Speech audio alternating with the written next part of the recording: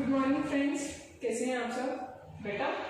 चलिए, मैं ये होप कर रही हूँ कि आप सब लोग अपने घर पर होंगे, सेफ होंगे। स्टैटिस्टिक्स क्या होता है और इकोनॉमिक्स और स्टैटिस्टिक्स एक दूसरे से इंटररिलेटेड कैसे हैं।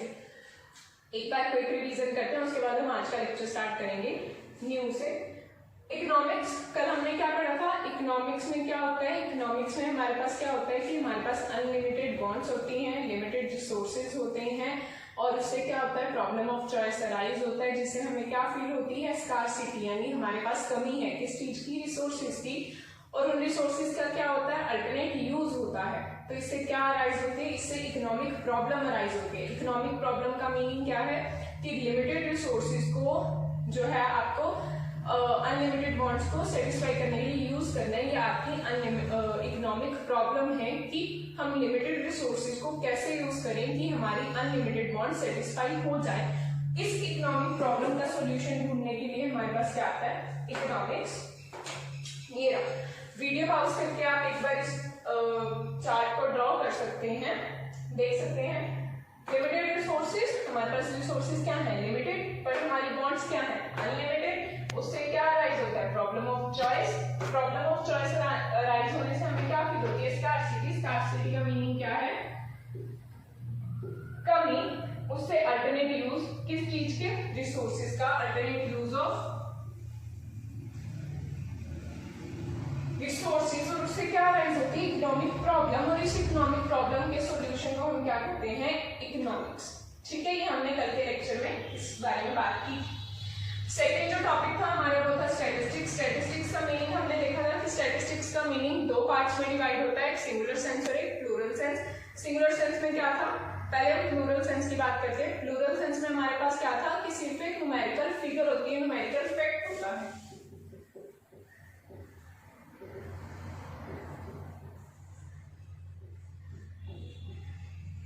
एक न्यूमेरिकल फिगर होता है, न्यूमेरिकल फैक्ट होता है। इससे ज्यादा स्टैट प्लूरल सेंस में डिफाइन नहीं करा गया है। अगर हम सिंगुलर सेंस की बात करें, सिंगुलर सेंस में स्टैटिस्टिक्स को पूरी टेक्निक्स के साथ डिफाइन करा गया है। इसमें क्या बताया गया है, पहले आपके पास क्या होती है, कलेक्शन। कलेक्शन के बाद ऑर्गेनाइजेशन ऑफ द डाटा, फिर presentation of the data, analysis of the data, interpretation of the data. उसके बाद अगर आपको ऐसा लगता है कि आपका डाटा गलत है, ये इसमें कुछ कमी है, फिर दोबारा आप डाटा को क्या करते हैं, कलेक्ट करते हैं। कलेक्शन ऑफ डाटा से मतलब हमने ये सब कल की वीडियो में बात की थी। कलेक्शन ऑफ डाटा का मतलब क्या है, कलेक्शन ऑफ डाटा का मतलब है कि आप डाटा कलेक्ट कर रहे हो। आप अपने आसपास की सोसाइटी से अगर आप ये पूछना चाहते हो कि आपकी फैमिलीज में ऐसी कौन कौन सी फैमिलीज हैं जिनमें वन चाइल्ड है, तो जब आप हर एक फैमिली से जाके पूछोगे तो आप क्या कलेक्ट कर रहे हो, आप डाटा कलेक्ट कर रहे हो। फिर आपने उस डाटा को ऑर्गेनाइज करा, प्रॉपर फॉर्म में रखा कि किसके पास एक चाइल्ड है, किसके पास दो है, किसके पास दो गर्ल्स हैं, किसके पास एक बॉय एक गर्ल है। ऑर्गेनाइज करा, फिर उसको अपने लिए प्रेजेंट करा, फिर उसको एनालाइज करा कि इसमें क्या क्या कमी है, क्या क्या इसमें सुधार हो सकते हैं, इसको और अच्छे से कैसे आप प्रेजेंट कर सकते हैं। फिर इसका क्या करा आपने, इंटरप्रिटेशन करा। फिर भी अगर आपको कुछ कमी लगती है तो आप फिर से डाटा क्या करते हैं, कलेक्ट करते हैं। ठीक है, ये भी हमने कल के लेक्चर में बात की थी। अब आज का जो नया लेक्चर है वो यहाँ से स्टार्ट होगा। इसमें क्या बात की गई है, टर्म्स, जो आपकी इंपॉर्टेंट टर्म्स है। इंपॉर्टेंट टर्म्स में हमारे पास फर्स्ट टर्म आती है प्रोडक्शन। सब लोग जानते हैं प्रोडक्शन क्या होती है, क्या होती है, क्या होती है प्रोडक्शन। प्रोडक्शन मैम वो होती है जिसमें प्रोड्यूस करते हैं गुड्स को। अच्छा, क्या हम सर्विसेज को प्रोड्यूस करते हैं, ये आपका होमवर्क है। ये आप सर्च कीजिए, क्या सर्विसेज प्रोड्यूस होती हैं, क्या सर्विसेज का प्रोडक्शन होता है। अगर सर्विसेज का प्रोडक्शन होता है तो उन सर्विसेज की प्रोडक्शन को क्या कहते हैं, और अगर नहीं होता तो सर्विसेज के लिए क्या वर्ड यूज होता है, ये आपका होमवर्क। चलिए, प्रोडक्शन की अगर हम बात करें बच्चा, एक होता है प्रोडक्शन, एक होता है मैन्युफैक्चरिंग। प्रोडक्शन में क्या होता है, प्रोडक्शन वो चीज होती है जो आपकी लैंड से जुड़ी हुई हो। जैसे वेजिटेबल्स हैं, वेजिटेबल्स को ग्रो करते हो, उगाते हो, उनका प्रोडक्शन होता है। वीट है, आजकल वीट बहुत ज्यादा ट्रेंड में है, तो वीट का क्या होता है, प्रोडक्शन होता है। और मैन्युफैक्चरिंग क्या होता है, जब आप रॉ मटेरियल को कन्वर्ट करते हो फिनिश गुड्स में विद द मशीनरी, वो मैन्युफैक्चरिंग होता है।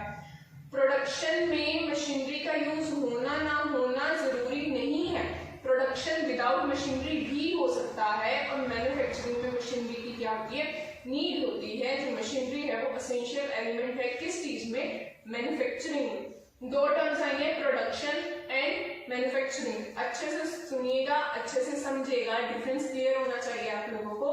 प्रोडक्शन मीन्स क्या होता है, प्रोडक्शन मीन्स वो प्रोड्यूस वो चीज जो आपकी लैंड से जुड़ी हुई है, जैसे वेजिटेबल्स हो गए, जैसे सीड्स हो गए, वो चीजें जो लैंड से जुड़ी हुई हैं, जो लैंड के थ्रू आपको मिलती हैं डायरेक्टली, वो क्या हो जाएगा, आपका प्रोडक्शन हो जाएगा। और मैन्युफैक्चरिंग क्या होता है, मैन्युफैक्चरिंग का मीन्स वो होता है जो आपका रॉ मटेरियल को कन्वर्ट करता है फिनिश्ड गुड में। कनक की बात लेते हैं, वीट की बात लेते हैं। जब हम वीट को फ्लोर में कन्वर्ट करते हैं, कनक को आटे में कन्वर्ट करते हैं, तो वो मैन्युफैक्चरिंग है, वो मैन्युफैक्चर हो रहा है। और अगर हम उसी को जब सीड से कनक की फॉर्म में लेके आते हैं, तो वो प्रोड्यूस है, वो प्रोडक्शन है, वीट की प्रोडक्शन हो रही है। फिर वीट को फ्लोर में कन्वर्ट करना क्या हो जाएगा, मैन्युफैक्चर।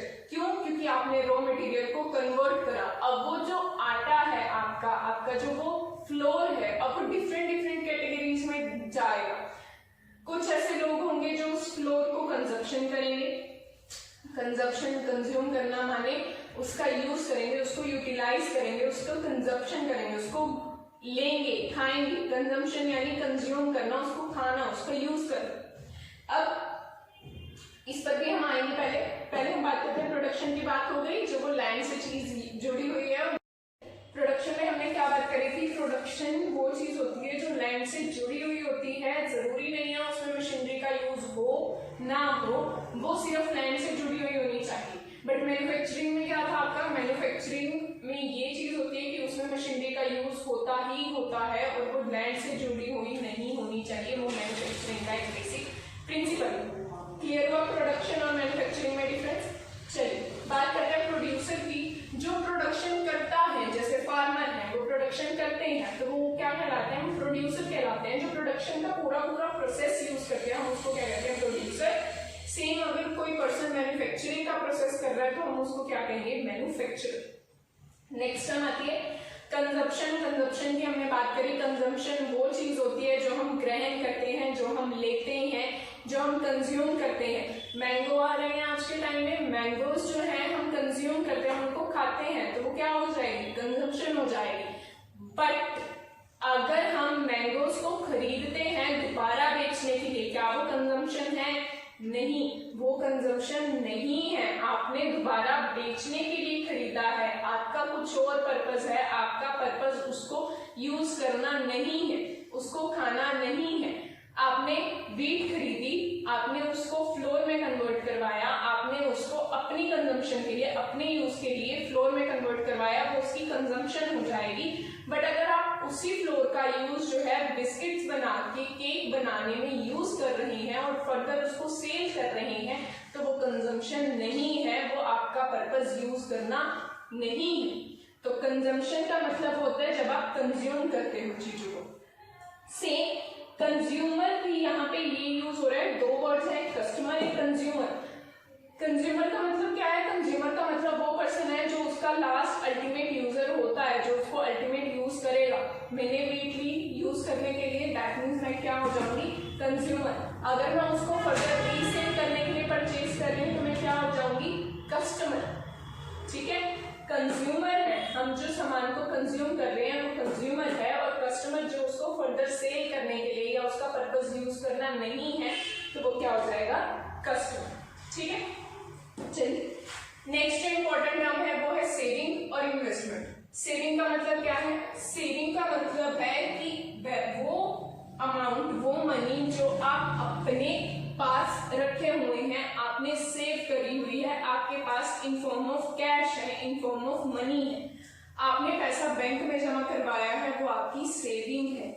आपने अपना पैसा गोल्ड की फॉर्म में रखा हुआ है, वो आपकी इन्वेस्टमेंट है। दोनों चीजों में फर्क है। सेविंग जो है आप अल्टीमेटली उसको लास्ट में यूज कर सकते हो, बट इन्वेस्टमेंट को कन्वर्ट करवाने में टाइम लगता है। अगर आपने गोल्ड को, आपके मनी को, आपके कैश को, आपकी सिक्योरिटीज को किसी दूसरी फॉर्म में कन्वर्ट करवा कर रखा हुआ है तो वो आपकी इन्वेस्टमेंट होगी। सिक्योरिटीज में अगर आप शेयर्स में पैसा लगाते हो, क्या वो आपकी सेविंग होती है, इन्वेस्टमेंट होती है? वो आपकी इन्वेस्टमेंट है। आपने अपना पैसा कहीं और लगा रखा है, कहीं और यूज कर रखा है, तो वो क्या है, आपका इन्वेस्टमेंट। और सेम अगर आपने कैश की फॉर्म में अपने मनी को अपने पास रख रखा है तो वो क्या चीज होगी, वो आपका सेविंग होगी। चलिए,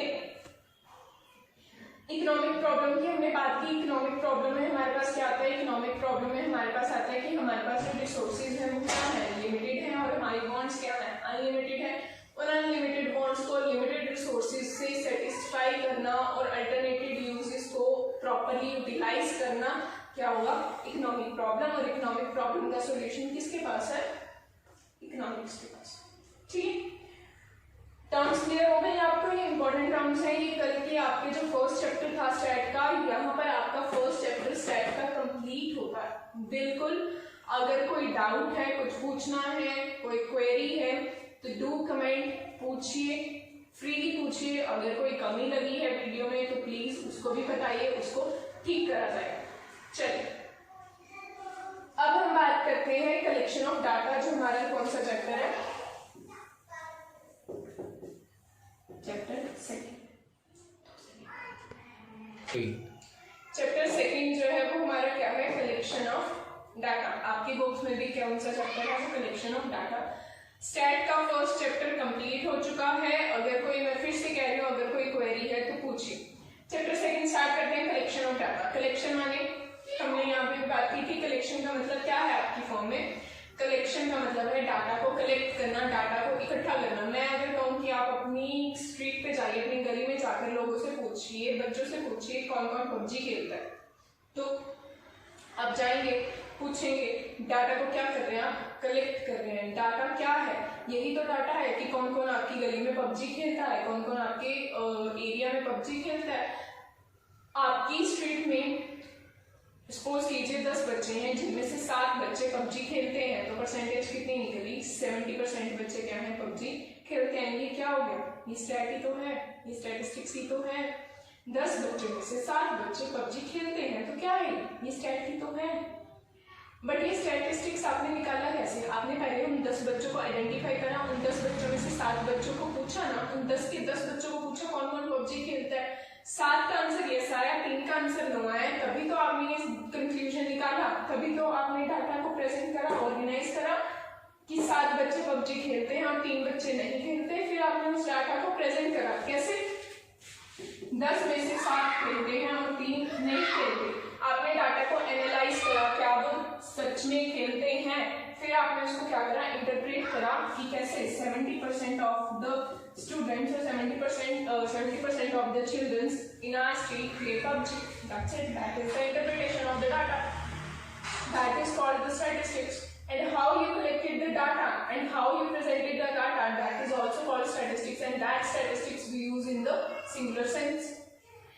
So you all are aware from the term collection of data. Collection means collecting the data. Collection means data को इकट्ठा करना। पर क्या हम डाटा को ऐसे ही इकट्ठा कर सकते हैं, क्वेश्चन ये आता है। और डाटा को इकट्ठा करता कौन है, और क्या डाटा सभी लोग प्रोवाइड करते हैं? हम क्या डायरेक्ट जाके डाटा कलेक्ट कर सकते हैं? डाटा तो नेट पे भी अवेलेबल है मैम, हमें कलेक्ट करने की क्या नीड है? और क्या डाटा आपकी स्ट्रीट का नेट पर भी अवेलेबल है? नहीं मैम। तो यहीं से ही आपका चैप्टर स्टार्ट होता है। फर्स्ट टर्म है investigator. Who is the investigator? Investigator refers to that person who collects the data. Investigator is the primary person. Investigator is the main person who collects the data from the investors, who collects the data from the persons. Investigator वो person है, वो आदमी है जो लोगों के पास जाकर data को क्या करता है, कलेक्ट करता है। That is called investigator. वो क्या है, वो investigator है।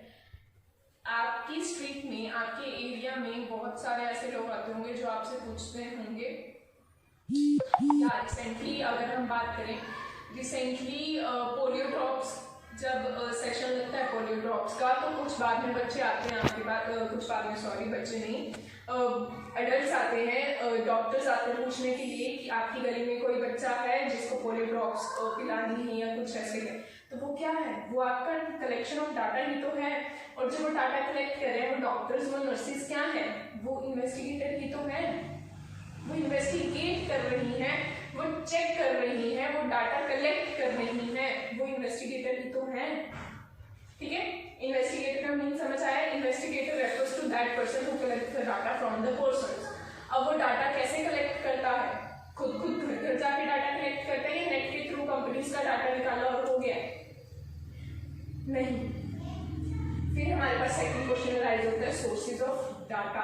डाटा को हम कहाँ से कलेक्ट कर सकते हैं, डाटा को किस मोड से हम कलेक्ट कर सकते हैं। डाटा को कलेक्ट करने के दो तरीके हैं, प्राइमरी सोर्स और सेकेंडरी सोर्स। हमारे पास दो तरीके हैं, प्राइमरी मीन्स पहले, सेकेंडरी मीन्स बाद में। चलिए, ये तो बहुत बेसिक क्वेश्चन था जो आप सब लोगों को पता होगा, पर प्राइमरी से आप क्या समझ रहे हो?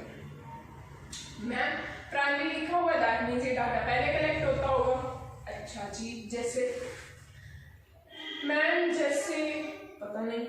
फिर प्राइमरी का मतलब वो डाटा, वो इंफॉर्मेशन जिसका ओरिजिन फर्स्ट टाइम हुआ है। आपने जो डाटा है वो फ्रॉम द ओरिजिन कलेक्ट करा है, फ्रॉम द सोर्स जाके उस डाटा को कलेक्ट करा है। एग्जाम्पल ये वाला आपकी स्ट्रीट का, क्या आपकी स्ट्रीट का डाटा आपको नेट पे मिलेगा? नहीं, उसको तो आपको खुद ही कलेक्ट करना पड़ेगा। जो पॉपुलेशन का सर्वे होता है, काउंट होती है, पॉपुलेशन की काउंटिंग होती है, वो क्या होती है, वो प्राइमरी सोर्स ही तो होता है। लोग आपके घर आके आपसे पूछते हैं कि आपके घर में कितने मेंबर्स हैं, तो वो क्या है, वो प्राइमरी सोर्स ही तो है। Primary source refers to that source of data which is collected from the origin. जो ओरिजिन से, जहां से वो चीज है वहीं से ही कलेक्ट होता है, उसको क्या लेते हैं हम, प्राइमरी सोर्स ऑफ डाटा। चलिए कुछ ना इंपॉर्टेंट बातें देखते हैं प्राइमरी सोर्स ऑफ डाटा की।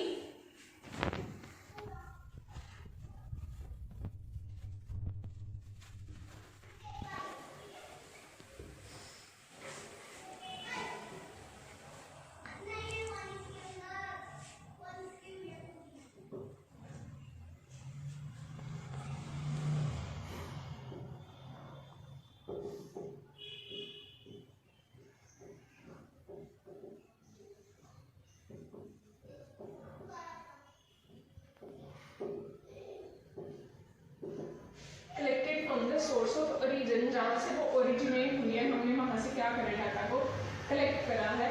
फॉर एग्जाम्पल स्ट्रीट,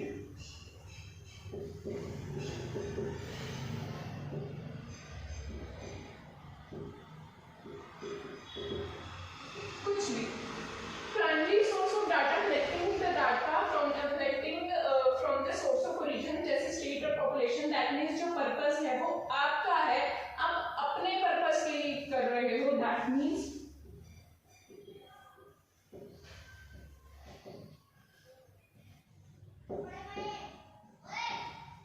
जो पर्पस है वो उसका एक ही है, वो आपके पर्पस के लिए यूज हो रहा है। पर्पस जो होगा प्री डिटरमाइंड होगा। अच्छा, अगर मैं कहूं कि आप डाटा कलेक्ट कर रहे हो तो क्या वो डाटा एक्यूरेट होगा? बिल्कुल। इसमें क्या होगी,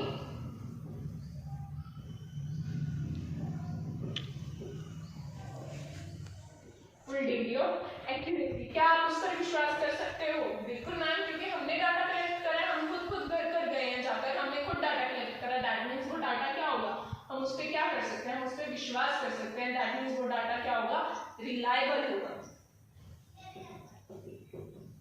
वो डाटा क्या होगा, वो रिलायबल होगा, यानी आप उस पर क्या कर सकते हो, उस पर आप विश्वास कर सकते हो। ठीक है, अब आपने खुद जाके डाटा कलेक्ट करा है, क्या आप पूरी दुनिया में जाके डाटा कलेक्ट कर सकते हो? नहीं। दैट मीन्स इसका जो है स्कोप क्या है, नैरो। ये वाइड एरिया में यूज नहीं होता, ये नैरो एरिया में यूज होता है। और यूज कब होता है, जब हमें क्या चाहिए, फुल डिग्री ऑफ एक्यूरेसी चाहिए। अगर हमें डाटा बिल्कुल करेक्ट चाहिए तभी हम प्राइमरी सोर्स का यूज कर सकते हैं। ठीक है, जब हमें क्या नीडेड हो, एक्यूरेसी नीडेड हो।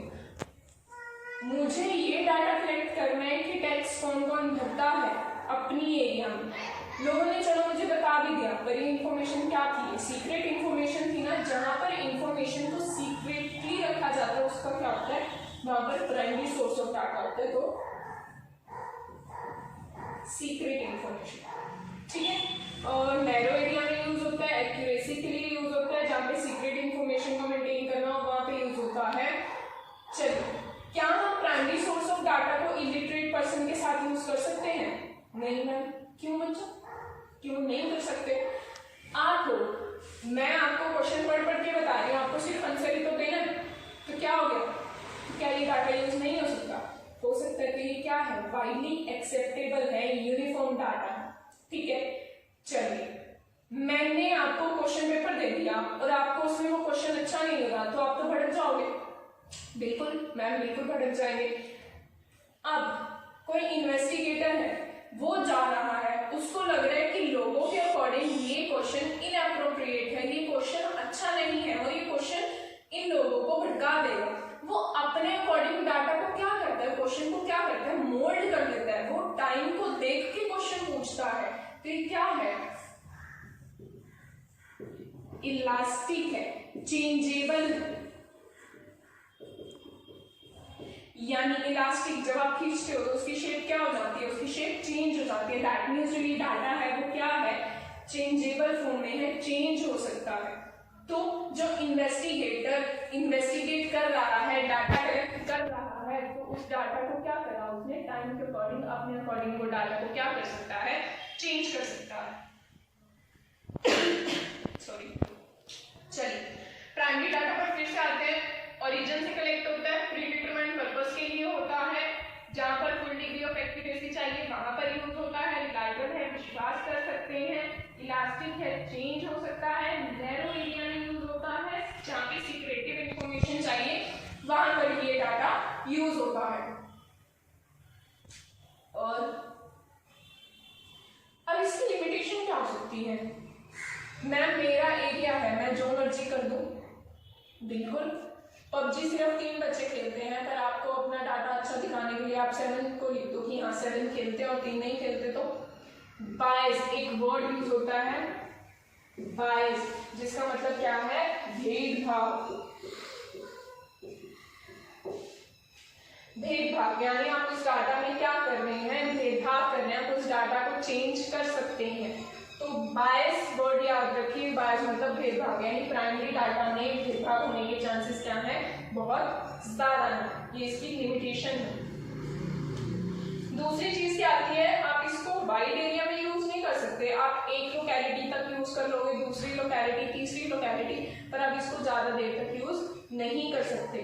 ठीक है, और जो आप सीक्रेटिव इंफॉर्मेशन कोई पर्सन है जो शेयर करता है, और बाकी लोग, बहुत सारे मैक्सिमम लोग हैं जो अपनी इंफॉर्मेशन शेयर नहीं करते, तो ये काफी डिफिकल्ट हो जाता है डाटा को यूज कर पाना। एक्सपर्ट नॉलेज चाहिए, जो हमारे इन्वेस्टिगेटर्स हैं जिनकी हमने बात की थी, उनको एक्सपर्ट नॉलेज चाहिए। काफी कॉस्टली अफेयर है, क्यों, क्योंकि हम गली गली जाएंगे, लोगों से डाटा कलेक्ट करेंगे, इन्वेस्टिगेटर को पे करेंगे, तो काफी कॉस्टली अफेयर्स है। ठीक है, हमने बात करी प्राइमरी सोर्स की। अगर आपकी कोई भी क्वेरी हो, कोई भी क्वेश्चन हो, तो प्लीज आप पूछ सकते हैं। मेरे according primary source of data हमने कंप्लीट कर दिया है। इंट्रोडक्शन, ये सिर्फ अभी प्राइमरी डाटा की क्या थी, इंट्रोडक्शन थी। सेकेंडरी सोर्स ऑफ डाटा की हम बात करें तो मैम हमने प्राइमरी सोर्स का तो ये देख लिया कि हमने खुद जाके कलेक्ट करा है, तो हम सोच रहे हैं सेकेंडरी सोर्स का मतलब होगा वो डाटा जो हमने खुद कलेक्ट नहीं करा। बिल्कुल सही बच्चों, सेकेंडरी सोर्स वो होता है जो हम खुद नहीं कलेक्ट करते हैं, वो सोर्स जो हम कहीं और से कॉपी करते हैं। ठीक है, चलिए, जैसे एक कंपनी का डाटा है, आपको मैं कहती हूँ कि आप माइक्रोसॉफ्ट कंपनी के बारे में इंफॉर्मेशन कलेक्ट करके आइए। क्या आप खुद माइक्रोसॉफ्ट की कंपनी में जाएंगे या सिर्फ गूगल करेंगे कि माइक्रोसॉफ्ट कंपनी के इंट्रोडक्शन के बारे में? गूगल कर लेंगे मैम, इतनी दूर क्यों जाना। तो ये डाटा कौन सा हो गया, जो आपका पहले से ही पब्लिश्ड है, वो डाटा जो किसी और ने कलेक्ट करा है और उस डाटा को आप यूज कर रहे हो, वो क्या हो जाएगा, वो सेकेंडरी सोर्स ऑफ डाटा हो जाएगा। कौन सा data, secondary source of data. उस डाटा में क्या है, आपने कलेक्ट नहीं करा, किसी और पर्सन ने कलेक्ट करा और उसका जो पर्पस था वो कुछ और था, आप अपने पर्पस को कर रहे हो, आप अपने पर्पस में चेंज कर रहे हो उस डाटा का यूज करने के लिए। क्लियर? सेकेंडरी सोर्स में क्या आएगा, वो डाटा जो पहले से ही कलेक्ट किया गया है, वो डाटा जिसका पहले से ही यूज कर चुके हैं, आप अपने पर्पस में थोड़ा सा मॉडिफिकेशन करके उस डाटा को क्या कर रहे हैं, यूज कर रहे हैं, वो सेकेंडरी सोर्स होगा। जैसे कंपनी की बैलेंस शीट को यूज करना, कंपनी के डाटा को देखना, किसी के बारे में इंफॉर्मेशन कलेक्ट करना, जैसे जो लेजेंड्स हैं महात्मा गांधी जी और रविंद्रनाथ टैगोर, किसी के बारे में आपको इंफॉर्मेशन कलेक्ट करनी है तो कैसे करते हो, गूगल ही तो करते हो, और वो जो डाटा है वो पहले से ही आपके पास अवेलेबल है। क्लियर? जो लिमिटेशन इसकी है प्राइमरी सोर्स की, वो सारी इसकी क्या हो जाएंगी, इनवैलिड। वाइड यूजेज में है, आप इसको लॉन्ग टर्म में यूज कर सकते हो, वाइडली यूज हो सकता है, आप घर पर बैठे कहीं पर भी यूज कर सकते हो, फ्री ऑफ कॉस्ट है, बायसनेस की बहुत ज्यादा बायसनेस नहीं होती है, इसमें बायसनेस का कोई चांस ही नहीं है। क्यों? डाटा पहले से ही कलेक्ट किया गया है तो इसमें बायसनेस की कोई है ही नहीं। हाँ, एक्यूरेट हो ना हो जरूरी नहीं है, सोर्स ऑफ ओरिजिन से ये डाटा कलेक्ट नहीं होता है और कोई भी इसको यूज कर सकता है, इसके लिए एक्सपर्ट नॉलेज की नीड नहीं है, बट आप एजुकेटेड होने चाहिए इसके लिए। इलिटरेट पर्सन सेकेंडरी सोर्स का यूज नहीं कर सकता, सिर्फ लिटरेट पर्सन ही सेकेंडरी सोर्स का यूज कर सकते हैं। वाइडली एक्सेप्टेबल है, जहां पर लेस डिग्री ऑफ एक्यूरेसी चाहिए वहां पर secondary source of data use होगा, जहां पर लेस एक्यूरेसी चाहिए वहां पर secondary source of data use होगा, सीक्रेटिव इंफॉर्मेशन जहां पर नहीं चाहिए वहां पर secondary source of data use होगा, फ्री ऑफ कॉस्ट है, ज्यादा एक्सपेंसिव नहीं है वहां पर सेकेंडरी डाटा यूज होगा, बायसनेस बिल्कुल नहीं है, ये सेकेंडरी डाटा है, और वाइडली एक्सेप्टेबल है, ये सेकेंडरी डाटा है। 7 पॉइंट्स आपके हो गए। और इसकी डीमेरिट्स क्या है, लेस एक्यूरेट है, लेस रिलायबल है, और एक्सपर्ट पर्सन इसको यूज कर सकते हैं, इलिटरेट पर्सन इसको यूज नहीं कर सकते, और इलास्टिक नहीं है, हम इसको चेंज नहीं कर सकते। ये सब सेकेंडरी डाटा है, सोर्स ऑफ ओरिजिन से कलेक्ट नहीं होता। चलिए, हमने पढ़ा प्राइमरी डाटा, हमने पढ़ा सेकेंडरी डाटा। अब ये जो आपका डिफरेंस है, ये आपका होमवर्क, आपको ये क्या करना है, आपको ये घर से होमवर्क करना है, ठीक है। चलिए, thank you so much. Video अच्छी लगी तो लाइक कीजिए, शेयर कीजिए, कमेंट कीजिए और मोटिवेट कीजिए, और अगर जो भी आपकी क्वेरीज हो please do comment, share. Thank you so much.